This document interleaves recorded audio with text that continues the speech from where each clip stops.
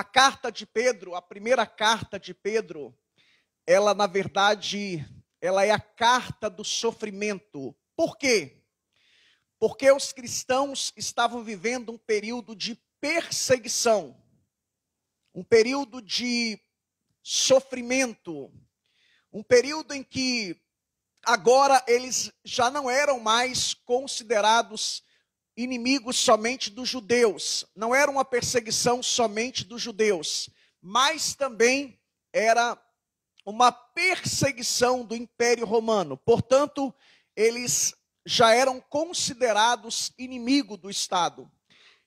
E é nesse contexto que Pedro escreve essa carta lá da cidade de Roma. Pedro estava em Roma, possivelmente. E Pedro escreve essa carta para irmãos que estavam lá na Ásia Menor, em 5 províncias do Império Romano, lá na Ásia Menor. Isso está no capítulo 1, versículo 1. Lá fala das 5 províncias. E Pedro escreve essa carta porque esses irmãos eram novos convertidos. Então Pedro escreve essa carta com a motivação, com a intenção, com o propósito de incentivá-los a permanecer firmes na fé e também a encorajá-los a manter uma vida de santidade e de piedade. Alguns comentaristas, alguns estudiosos dizem que essa é a carta que Pedro está preparando os cristãos para este período de sofrimento. Então é nesse contexto que Pedro então escreve essa carta, e aqui nessa passagem, do versículo 13 até o versículo 17, no versículo 13 ele faz uma pergunta de retórica, ou seja, ele pergunta e responde no versículo 14. No versículo 14, Pedro fala sobre a alegria, o privilégio que temos de sofrer por uma causa justa, por uma causa nobre, isto é, a causa de Jesus. Isso não é nenhum demérito, não é nenhuma humilhação sofrer por amor a Jesus. Muito pelo contrário, é uma honra, é um privilégio a você poder sofrer por esta causa que é uma causa nobre. No versículo 15, a gente vê o apóstolo Pedro falando da oportunidade, que a gente não pode perder as oportunidades de falar do amor de Deus, do plano da salvação, de defender a nossa fé, defender aquilo que cremos, que acreditamos. E no versículo 16, a gente vê o apóstolo Pedro dizendo como que a gente tem que defender, como que a gente tem que defender a nossa fé. E ele diz que tem que ser com postura. E ele diz que a gente tem que defender a nossa fé num contexto de argumentação, num contexto de debate, num contexto de eu expor aquilo que eu creio, aquilo que eu acredito. A gente tem que fazer isso com humildade, com respeito e com mansidão.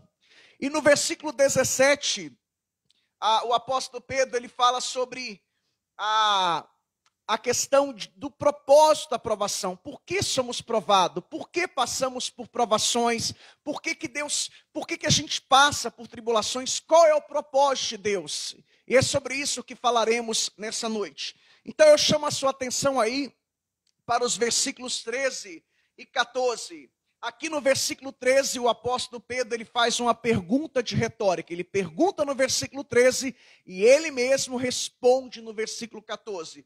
Olha o que o apóstolo Pedro diz no versículo 13.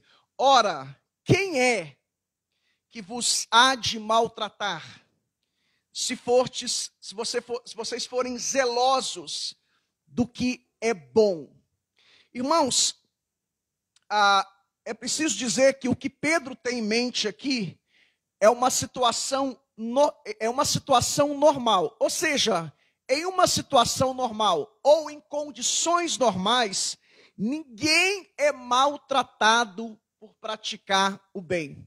É isso que Pedro tem em mente. Ou seja, se vocês praticarem o bem, se vocês forem pessoas honestas, subentende então que vocês não terão problemas com a autoridade. Por quê? Porque em algumas passagens o próprio Pedro falou sobre essa questão de autoridade Paulo também fala sobre essa questão de autoridade, lá em Romanos capítulo 13.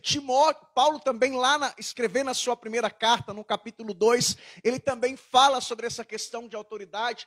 Qual é o entendimento, o conceito que os apóstolos tinham sobre as autoridades constituídas? É que as autoridades eram ministros de Deus para, em primeiro lugar, promover o bem e, em segundo lugar, coibir o mal.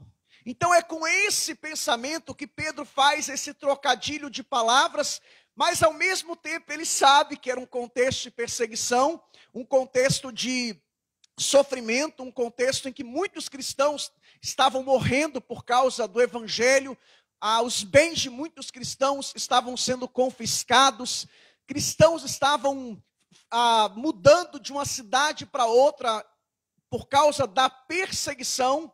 Então Pedro, ele diz, olha, não obstante a tudo isso, o correto é, se vocês forem pessoas honestas, se vocês praticarem o bem, o correto é a autoridade não perseguir vocês, não maltratar vocês.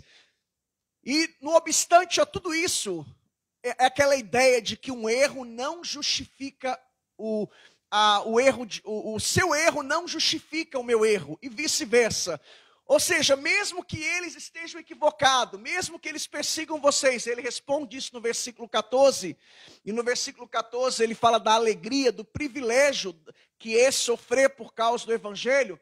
Ele diz, olha, mesmo que tudo isso ocorra, mesmo que tudo isso aconteça, vocês têm o dever, o papel de continuar praticando o bem. Vocês têm o dever, o papel de continuarem, melhor dizendo, sendo pessoas honestas. Irmãos, a gente vive num contexto hoje que muitas vezes dá vontade de pagar com a mesma moeda. Dá vontade de querer entrar no jogo da pessoa ou no jogo do inimigo. Muitas vezes a vontade que a gente tem, porque a gente ainda tem uma natureza pecaminosa, corrompida, adâmica, caída. A gente nunca vai parar de pecar enquanto estivermos nesse plano. E é aquilo que nós já explicamos aqui, a diferença de pecado crônico e pecado agudo. Uma coisa é um pecado agudo, outra coisa é um pecado crônico. Uma coisa é um pecado eventual, outra coisa é um pecado permanente. Uma coisa é você ter pecado, outra coisa é você estar pecando. E pecado na vida do cristão tem que ser um acidente. Não pode ser algo arquitetado, premeditado, planejado. Pecado na vida do cristão tem que ser uma exceção e não uma regra. E nós sabemos também que quando pecamos, uma vez que somos filhos de Deus, nós não deixamos de ser filhos de Deus. O que acontece é que quando a gente peca, a gente perde a nossa comunhão com Deus. Mas quando confessamos nossos pecados, quando arrependemos, nós somos restaurados e a comunhão, ela é restabelecida. Louvado seja o nome do Senhor Jesus. Então o que Pedro está dizendo, irmãos, é que mesmo que você seja perseguido, mesmo que a sua vontade, porque como disse, ainda temos uma natureza pecaminosa, fomos libertos do domínio e do poder do pecado, mas não da presença do pecado. Somente quando Jesus voltar, isto é, na glorificação, que nós seremos livres também do poder, seremos livres também da presença do pecado, aí seremos semelhantes a Cristo. Você pode adorar o Senhor? Aleluia! Então, irmãos, não entre no jogo do mundo. É o que Paulo fala lá em Romanos capítulo 12, a palavra esquema. Não tome a forma do mundo, não pague o mal com o mal. Não pague com a mesma moeda. Continue fazendo bem, continue praticando bem, continue sendo honesto. É aquela frase que nós falamos semana passada. O que a pessoa faz não pode anular o que você é. É quando quando Judas se encontra com Jesus e Jesus o chama de amigo. Como pode Jesus chamar um traidor de amigo? Ou seja, aquilo que você é, Judas, não anula aquilo que eu sou. Mesmo você sendo um mau caráter, desonesto, eu continuo sendo honesto, eu continuo sendo uma pessoa de caráter. Louvado seja o nome do Senhor. Chama a sua atenção então para a resposta do apóstolo Pedro, no versículo 14, e aqui ele fala sobre o privilégio, a honra de sofrermos por causa dessa causa nobre. E olha o que Pedro diz aí. Versículo 14, mas ainda que venhais a sofrer, ainda que você sofra por causa da justiça, vocês são bem-aventurados. Irmãos, o que o apóstolo Pedro está dizendo aqui, mesmo que a gente sofra ameaças, mesmo que a gente sofra injustiças, mesmo que a gente sofra perseguições, mesmo que a gente passe por tribulações. O que Pedro está dizendo, irmãos, é que nós somos privilegiados. O que Pedro está dizendo, irmãos, é que é uma honra sofrer por amor a Cristo. Sofrer por amor a Cristo, mesmo que você esteja sofrendo injustiças, mesmo que você esteja sendo perseguido. É claro que nós estamos falando de contextos diferentes, de épocas diferentes. Aqui era uma perseguição literal, física mesmo. E a gente sabe que os cristãos estavam recebendo diversas acusações. Eles eram acusados de ateísmo. Por quê? Porque você naquela época, irmão, só para você ter uma ideia, você poderia adorar qualquer Deus, porque somente o judaísmo, que era uma religião que adorava somente um Deus. As demais religiões, eles eram politeístas, eles adoravam várias divindades. Não havia problema, só que você tinha que adorar também o imperador César e reconhecê-lo que ele era um Deus e uma divindade. E os cristãos, eles não adoravam, não reconheciam. Então eles eram acusados de ateísmo, eles eram acusados de canibalismo, já expliquei isso aqui em algumas mensagens anteriores. Eles eram acusados de incesto, eles eram acusados de terrorismo. Então é nesse contexto, irmãos, que Pedro escreve essa carta, em um contexto de perseguição. E aqui eu quero abrir um parênteses, irmãos. Eu quero abrir um parênteses aqui. Irmãos, olha o que Jesus diz lá em Mateus capítulo 5, versículo 10 e 12. Por favor, abra sua Bíblia. No Evangelho segundo escreveu Mateus, capítulo 10, capítulo 5, versículo 10 e depois o versículo 12.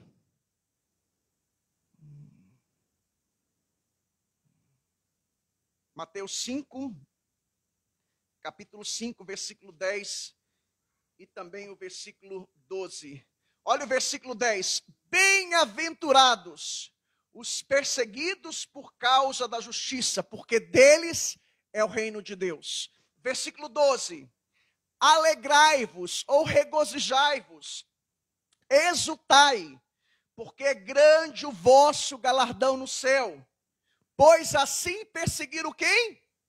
Os profetas que viveram antes de vós. Irmãos, todos os homens de Deus, tanto do Antigo como do Novo Testamento, foram perseguidos. Os profetas do Antigo Testamento, os apóstolos do Novo Testamento foram perseguidos. E a gente vive um tempo hoje, irmãos, que o evangelho que é pregado, difundido em muitos redutos chamados igrejas evangélicas, é um evangelho que não tem nada a ver com o evangelho de Jesus. É o evangelho que você vem para Jesus e sua vida vai mudar. Nem sempre isso é verdade, irmãos. Eu conheço muitas pessoas que vieram para Jesus e a vida piorou. Por quê? Porque Jesus não prometeu riquezas, ele prometeu salvação. O reino dele não é deste mundo. É o evangelho da casa nova, do carro novo. É o evangelho da barganha, do toma lá, dá cá. Irmãos, todos os homens de Deus na Bíblia foram perseguidos, sofreram, passaram por tribulações, por provações. Olha o que Lucas, escrevendo, você sabe que ele escreveu Lucas e também Atos dos Apóstolos. Atos dos Apóstolos, capítulo 14, versículo 22. Abra comigo, por favor. Em Atos, capítulo 14, versículo 22.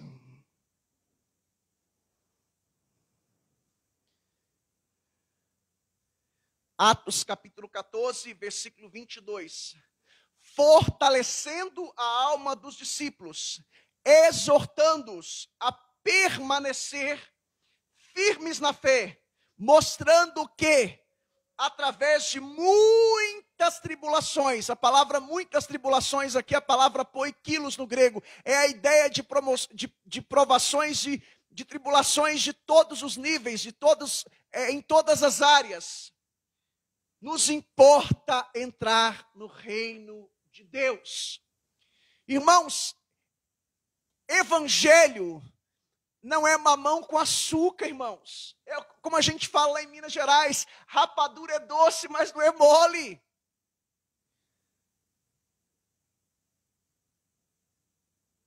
Evangelho é sinônimo de perseguição, de provação, de tribulação. E o que Pedro está defendendo aqui no versículo 14, ele escreve isso inspirado pelo Espírito de Deus, como toda a Escritura, toda a Bíblia. O que Deus está dizendo aqui através do apóstolo Pedro, que não é nenhum demérito, nenhuma humilhação você sofrer por causa do Evangelho, por causa da causa nobre.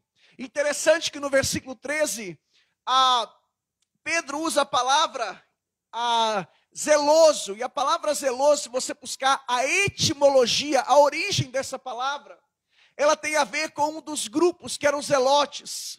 Havia os essênios, saduceus, fariseus, e esses zelotes, eles eram pessoas, eles eram fanáticos, eles queriam derrubar o Império Romano, eles eram patriotas mesmo. Então é a mesma palavra que Pedro usa, ou seja, assim como eles são fanáticos, assim como eles defendem a causa, nós devemos defender a causa. Que causa? O Evangelho do reino de Deus.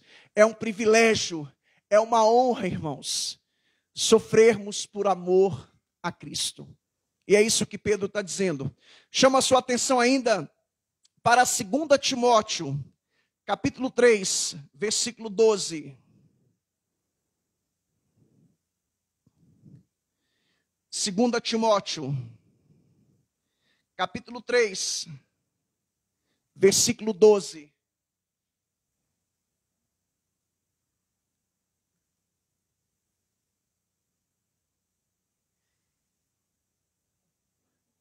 Segunda Timóteo, capítulo 3, versículo 12. Olha o que a palavra de Deus diz. Ora, todos quanto querem viver piedosamente, ou seja, uma vida de dedicação a Deus, uma vida de envolvimento, de comprometimento. O que diz aí? Todos quantos querem viver piedosamente em Cristo Jesus serão perseguidos. É o que a palavra de Deus diz, irmãos. Então é um privilégio, é uma honra você sofrer por causa do Evangelho. Uma vez que você sofre injustiça por causa do Evangelho. Chama a sua atenção para o versículo 15. Olha o que o apóstolo Pedro diz no versículo 15. Antes, santificai a Cristo como Senhor em vosso coração, estando sempre preparados para responder a todo aquele que vos pedir razão da esperança que há em vós. Chama a sua atenção para algumas coisas. Primeira coisa, a primeira parte do versículo aí. Antes, santificai a Cristo como Senhor em vosso coração. O que significa, irmãos? O que significa santificar a Cristo como Senhor em vosso coração? A ideia aqui, irmãos, é que a gente tem que entregar tudo ao Senhor e viver para a glória de Deus. Ou seja, tudo na minha vida eu santifico ao Senhor. A minha casa, meu carro, meus bens, minha família, tudo pertence ao Senhor. Eu santifico ao Senhor.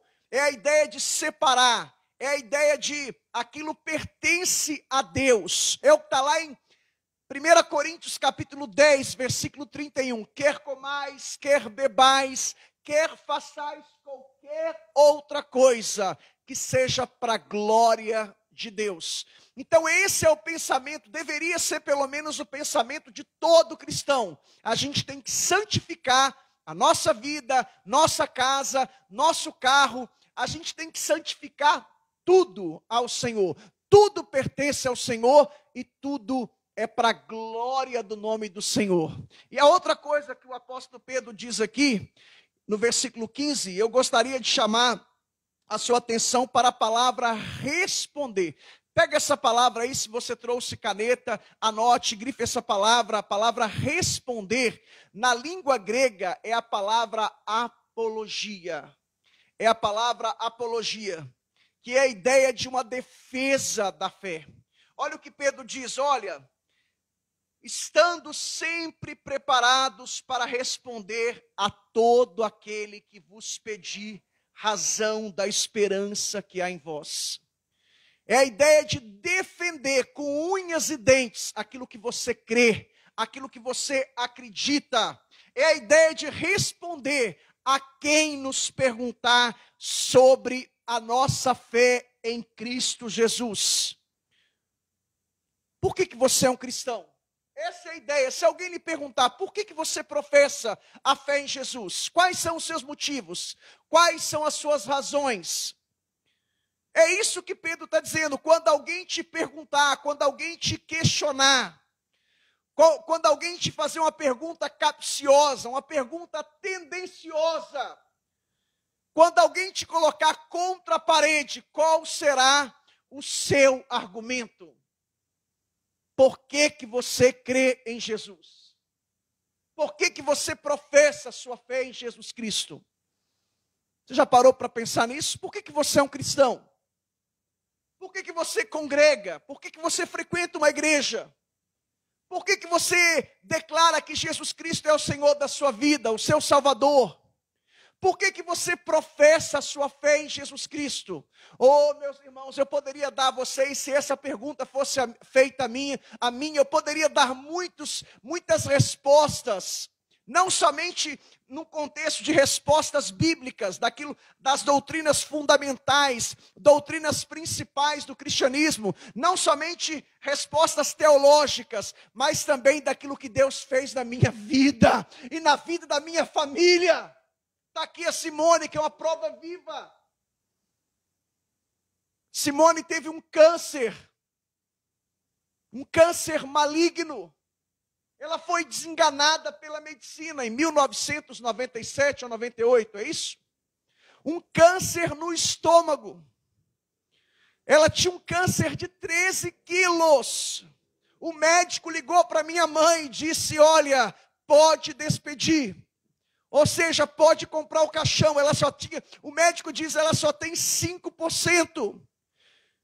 Mas um dia, minha mãe, que sempre foi uma mulher de muita oração, minha mãe orou e disse, Deus, a Simone pertence ao Senhor. Se o Senhor quiser levar, o Senhor pode levar. Mas se o Senhor quiser curar, o Senhor pode curar. Eu preciso que o Senhor fale ao meu coração. E minha mãe frequentou muito tempo a igreja cristã Maranata, né?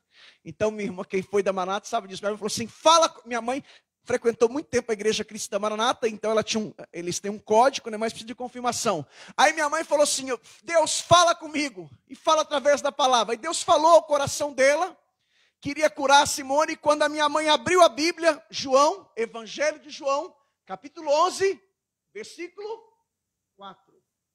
Esta enfermidade não é para a morte, mas é para a glória de Deus. E a Simone foi curada para a glória de Deus e nem sequela. O médico diz, olha, você vai ter que fazer, você sabe que quem teve câncer tem que fazer rádio ou químio por 5 anos, né? Ela não foi preciso fazer, porque Deus ainda sabe trabalhar. Eu poderia dar muitos outros testemunhos, o que Deus fez na minha vida e na vida da minha família. E sem falar, irmãos, que uma vez eu decidi estudar sobre as principais religiões do mundo. Eu estudei sobre islamismo, estudei sobre budismo, estudei sobre espiritismo, li o Livro dos Espíritos, li o Evangelho de Allan Kardec. E sabe a conclusão que eu cheguei? Estudando sobre as principais religiões do mundo, Testemunha de Jeová e outras mais. Não estudei sobre todas as religiões, estudei sobre as principais. Irmãos, nenhum líder da história prometeu vida após a morte. Só Jesus prometeu vida após a morte. Buda continua morto, Maomé continua morto, Allan Kardec continua morto. Mas se você vem comigo a Jerusalém, o túmulo está vazio. Está escrito, Jesus não está aqui. Ele ressuscitou. E Ele vive pelos séculos dos séculos. E a Ele, somente Ele, hoje e para todos sempre. Levante as suas mãos. Honra, glória, louvor e adoração, aplauda o nome do Senhor.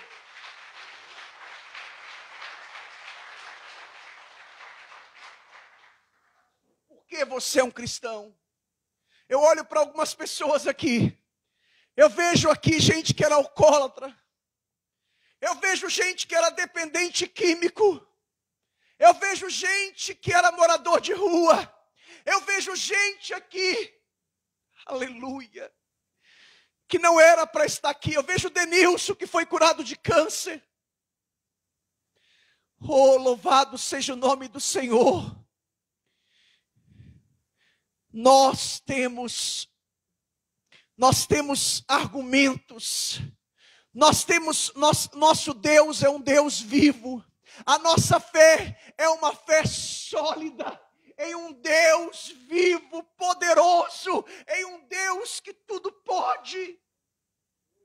Louvado seja o nome do Senhor.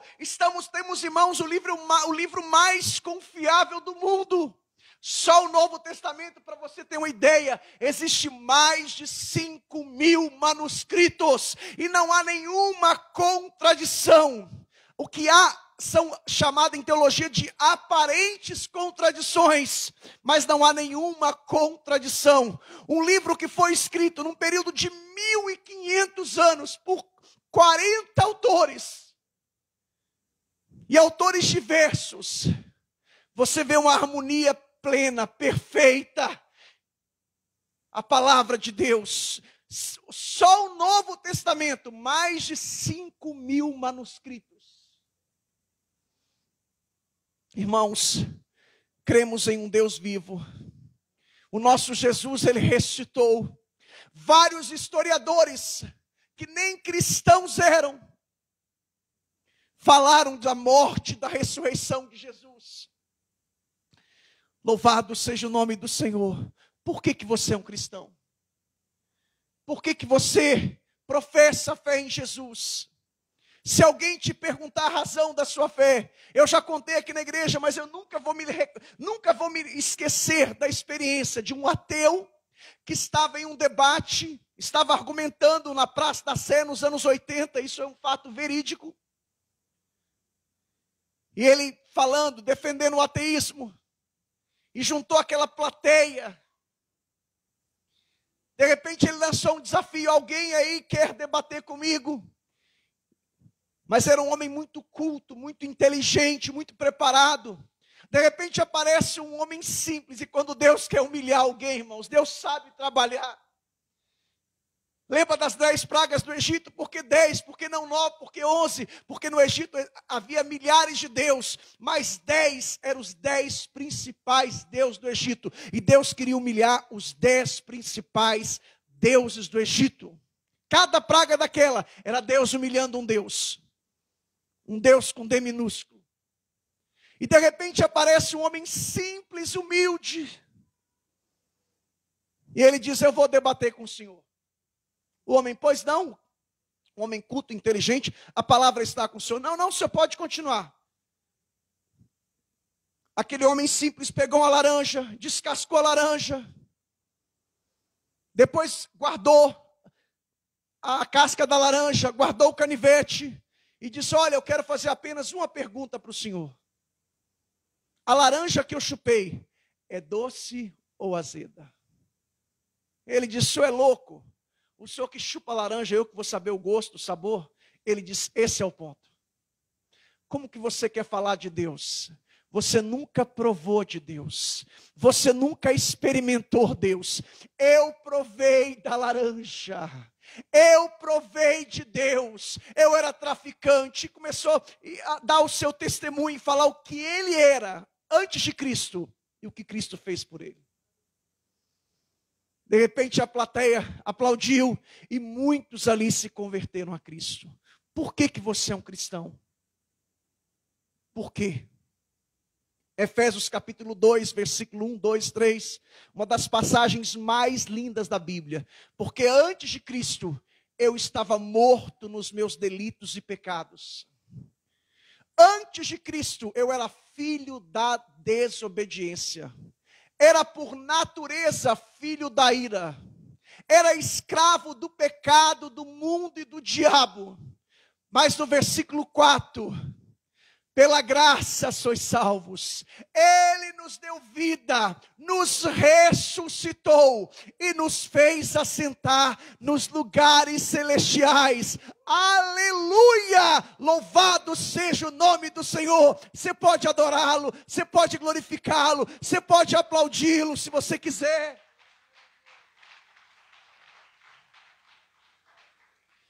Versículo 16, irmãos, penúltimo ponto.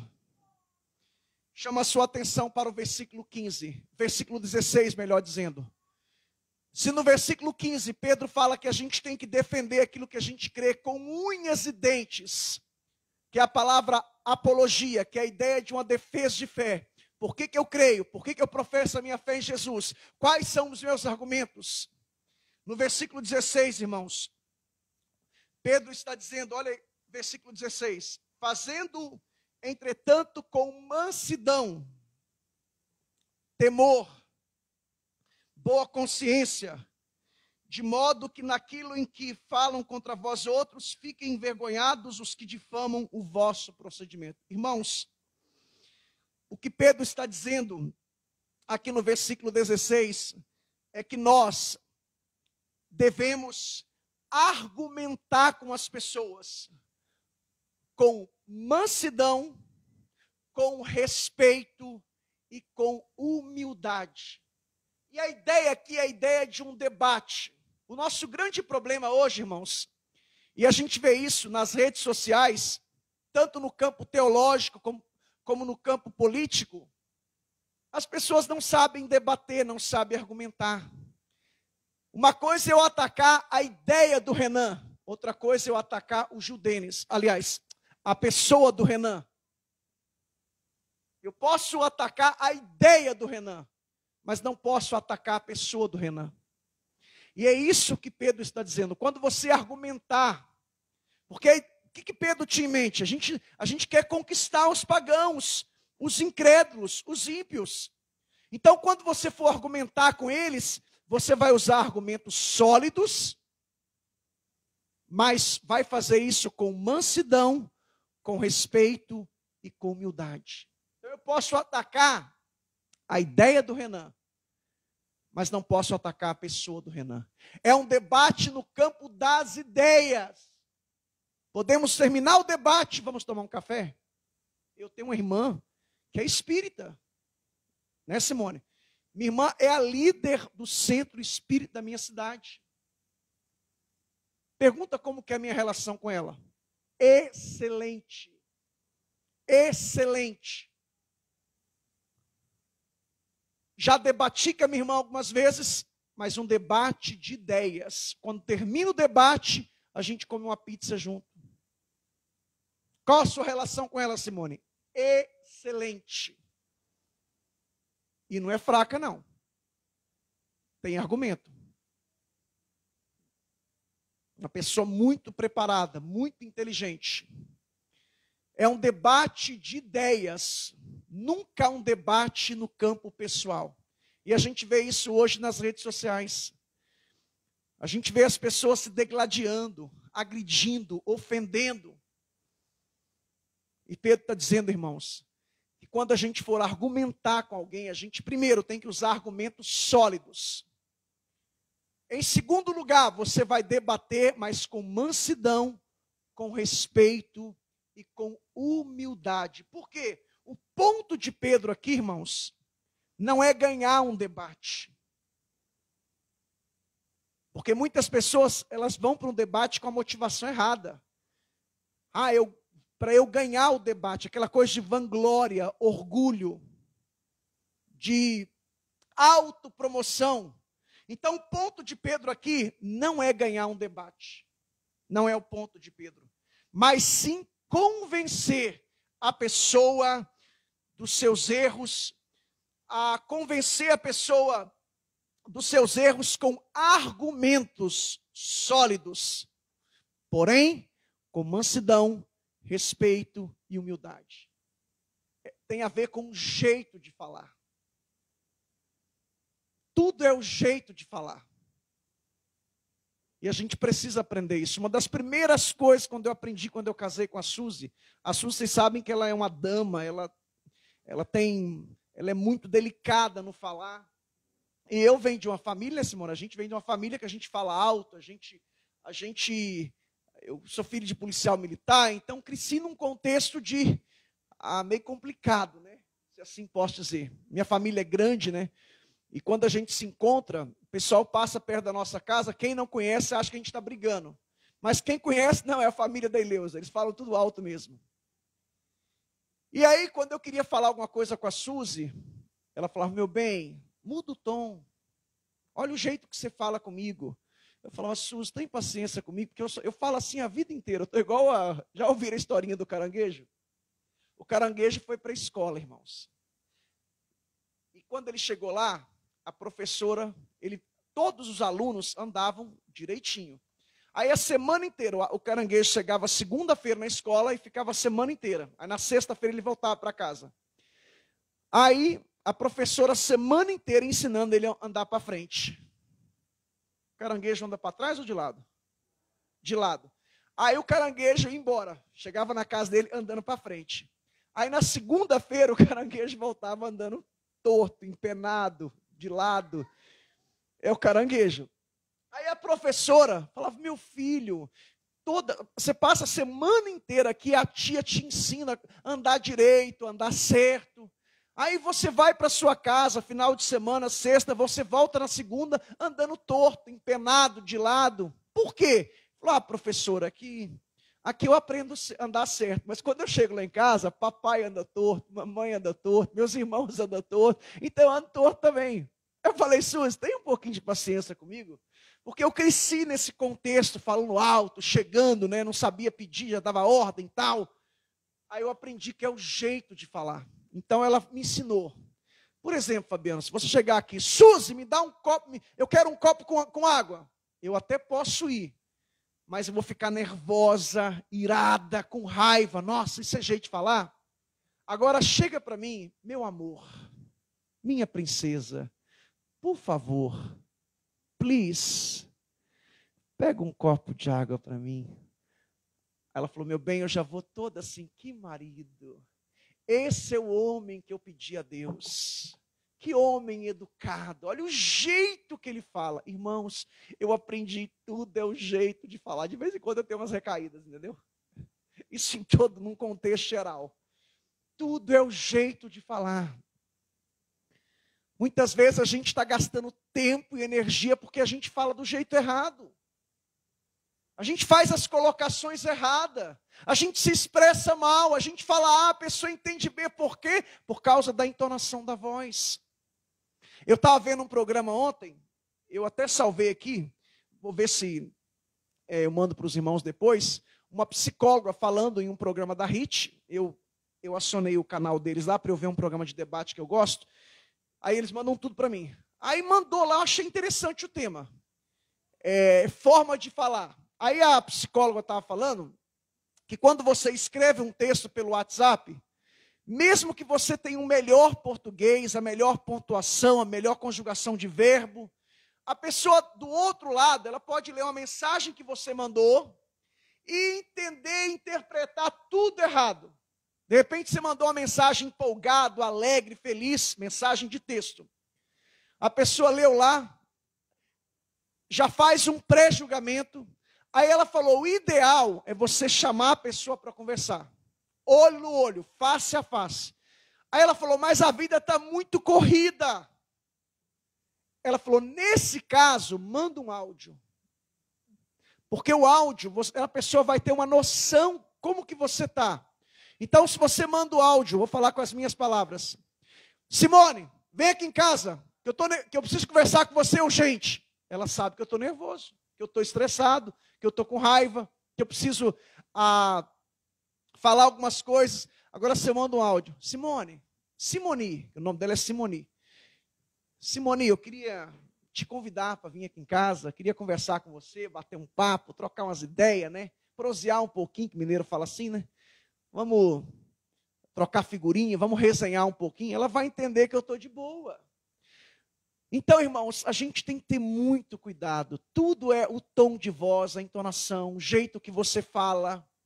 Então, a gente tem que ter muito cuidado, porque o ponto de Pedro aqui, quando você quer convencer uma pessoa, não é para você ganhar o debate, não é para você ganhar a discussão, mas é para você ganhar a pessoa.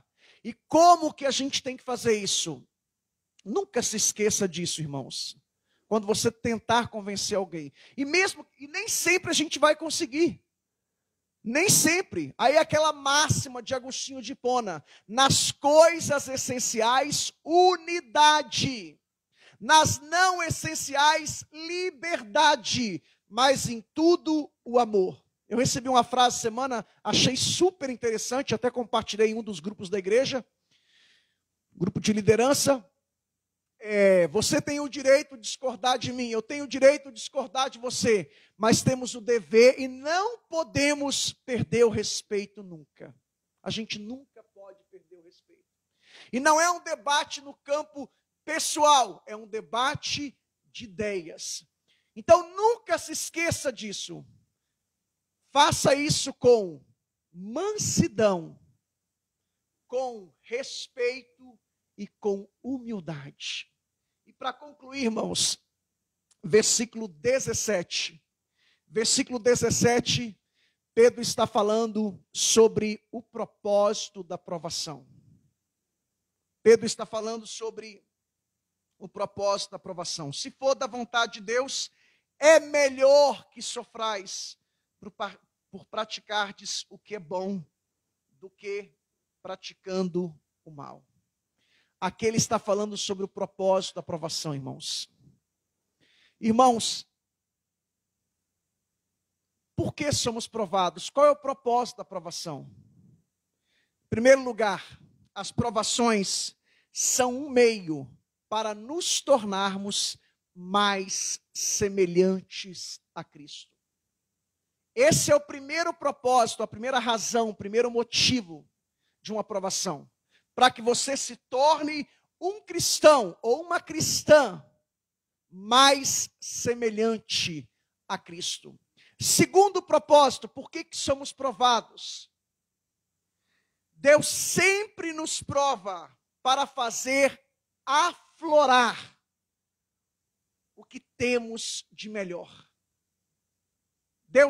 Eu vou repetir, Deus sempre nos prova para fazer aflorar aquilo que nós temos de melhor. Quer ver alguns exemplos bíblicos? Jó, capítulo 42, versículos 5 e 6, depois você vai ler na sua casa. Jó 42, 5 e 6. O que ele diz? Senhor, antes eu te conhecia de ouvir falar, mas agora os meus olhos te veem. Por quê? Você sabe que muitos livros da Bíblia não estão em ordem cronológica, como também muitos textos não estão em ordem cronológica. Não sei se você já teve a experiência de estar lendo um texto bíblico, de repente muda. Porque não está em ordem, alguns textos e alguns livros não estão em uma ordem cronológica. Jó, possivelmente, é o livro mais antigo da Bíblia, ou um dos livros mais antigos da Bíblia. Jó, embora ele está quase no meio da Bíblia, ele era um contemporâneo, ou seja, ele viveu na mesma época que Abraão, que Isaque e que Jacó. Jó, ele disse, antes eu te conhecia, e ele era íntegro, reto, temente a Deus e se desviava do mal. Isso está no capítulo 1. Mas ele diz, Senhor, antes eu te conhecia de ouvir falar. Subentende que ele conhecia Deus, não estou afirmando. Das experiências de Abraão, de Isaque e de Jacó, e de outros patriarcas. E ele diz aqui, eu te conhecia de ouvir falar, mas agora os meus olhos te veem. Depois do quê? De um período de sofrimento, um período de provações. Aquilo fez que Jó se aproximasse de Deus. Agora eu tive experiência, eu provei, eu tive um contato direto com o Senhor. Quer ver um outro exemplo? Olha o salmista Davi, lá no Salmo 119, versículo 71. Salmo 119, versículo 71. Guarde esse salmo, memorize, decore. Salmo 119, versículo 71.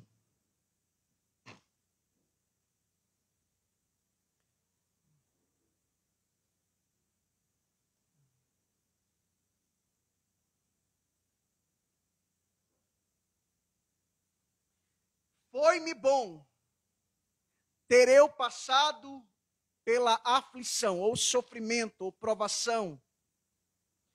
Para o quê? Como é que está a sua versão aí? Para quê? Versículo 71. Para aprender os seus estatutos. Quem tem outra versão diferente?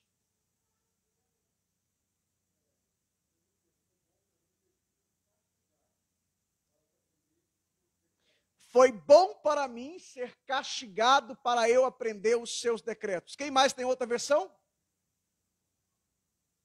Quem mais tem outra versão?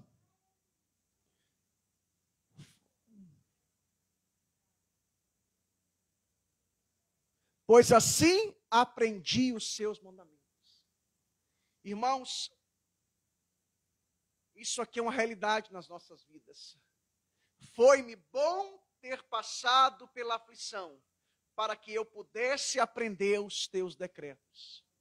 O deserto, irmãos, é a escola de preparação de Deus. O que está lá em Deuteronômio capítulo 8? Uma das passagens mais lindas da Bíblia. Deus diz, eu te enviei para o deserto. E ali há 8 argumentos, eu não saberia dizer todos de cabeça aqui. Há 8 razões por que Deus nos envia para o deserto. Para nos provar, para nos humilhar, para que a gente se aproxime de Deus, para que a gente o conheça. Depois leia Deuteronômio capítulo 8. São 8, 9 ou 10 razões, argumentos que Deus usa porque Ele nos leva para o deserto. Deus está permitindo tudo isso na sua vida. Não é porque Ele quer te destruir. A provação não é para destruir o cristão, é para purificar o cristão. É para que o cristão se aproxime de Deus. Mas eu tenho uma palavra de Deus para você. Romanos capítulo 8, versículo 28. Todas as coisas cooperam para o bem daqueles que amam a Deus. Em tudo Deus tem um propósito. E em tudo Deus quer te ensinar alguma coisa. Nada acontece por acaso. Nada, não é uma mera coincidência, não é um acidente, não é uma obra do acaso. É Deus. Quer ver um exemplo disso? José do Egito. Ou José no Egito. Seria o termo mais correto. Foi vendido pelos próprios irmãos. Foi acusado injustamente pela mulher de Potifar. Foi parar no presídio. Mas Deus o exaltou, Deus o honrou. E depois, quando seus irmãos, aquela fome no mundo inteiro, o que ele disse para os seus irmãos, tanto no capítulo 45, como no capítulo 50, versículo 20? não foi vocês que me venderam para o Egito. Para a conservação do Egito, para a preservação do Egito, Deus, aleluia, Deus me enviou para o Egito. Era um propósito de Deus, irmãos. Lá antes da fundação do mundo, Deus já tinha escrito a história de José. E já estava no script, como diz o outro, os irmãos de José vendê-lo. Era propósito de Deus. Porque tudo na vida, irmãos, e na Bíblia, ou é decreto de Deus, ou é ordenança de Deus, ou é permissão de Deus. Deus nunca é pego de surpresa. Nunca, ele não tem um plano B. Aquilo fazia parte do propósito original de Deus. Os seus inimigos podem achar que estão te matando, destruindo. Não sabem eles que Deus está usando como trampolim, como pedestal, para você chegar aonde Deus quer que você chegue. Mas para concluir, irmãos, para concluir, nem sempre, irmãos, nem sempre Deus vai nos livrar do sofrimento. Nem sempre Deus vai nos livrar da provação, da tribulação. Nem sempre. A gente vê muitas vezes Deus livrando as pessoas na Bíblia de provação, de sofrimento, de tribulação. Mas nem sempre isso vai acontecer. Mas a palavra de Deus para você é: mesmo que eu não te livre do sofrimento, da provação, eu vou te capacitar para você passar por essa prova, por essa tribulação e por esse sofrimento. Lembra de Jesus no Getsêmani? Ele orou 3 vezes: Pai, se for possível, passa de mim esse cálice. Qual foi a resposta? 3 vezes ele orou: mas que não seja feito a minha vontade, mas a sua vontade. O Pai o capacitou para enfrentar o Calvário, para enfrentar a cruz. Nem sempre Deus vai responder a sua oração do jeito que você quer. Mas Ele vai te capacitar para você enfrentar a sua cruz, o seu Calvário. Lembra de Paulo? Paulo que chegou na cidade de Éfeso e milagres extraordinários aconteceram, Atos capítulo 19, ao ponto que as pessoas pegavam os leixos de Paulo e eram curados. Ele orou 3 vezes: Senhor, tira de mim esse espinho na carne. A gente não sabe o que é o espinho na carne. Tudo que você ouviu até hoje não passa de especulações. Mas o certo é que ele tinha um espinho na carne. Lutero achava que eram as constantes perseguições dos judeus. E cada um dá a sua opinião. Qual foi a resposta de Deus? Deus tirou o espinho na carne de Paulo? Não. Deus diz: a minha graça te basta. O meu poder se aperfeiçoa na sua fraqueza. Nem sempre Deus vai tirar o espinho da sua carne. Algumas vezes Ele vai dizer assim: ok, eu vou te dar a vitória, eu vou te abençoar, vou mudar a sua história, vou virar o seu cativeiro. Mas em algumas situações Ele vai dizer para você assim: a minha graça te basta e o meu poder se aperfeiçoa na sua fraqueza. O mesmo Paulo que escrevendo a Timóteo poderia dizer assim: Timóteo, receba a cura. Ele disse: não, Timóteo, toma um pouquinho de vinho, que era vinho medicinal, para as suas constantes enfermidades. O mesmo Paulo que quando é preso lá na casa de Carpo, na cidade de Mileto, 2 Timóteo 4:20, ele diz: eu deixei Trófimo, não é um palavrão, tá? É um nome grego. Eu deixei Trófimo doente na cidade de Mileto. Nem sempre Deus vai nos curar. Nem sempre Ele vai tirar o nosso espinho na carne. Mas a promessa dele: eis que estou convosco todos os dias, até a consumação dos séculos. Vamos nos colocar em pé. Ministério de Louvor, faz um lá maior para mim, por favor, aí. Aleluia, eu não toco, tá? É só para descontrair.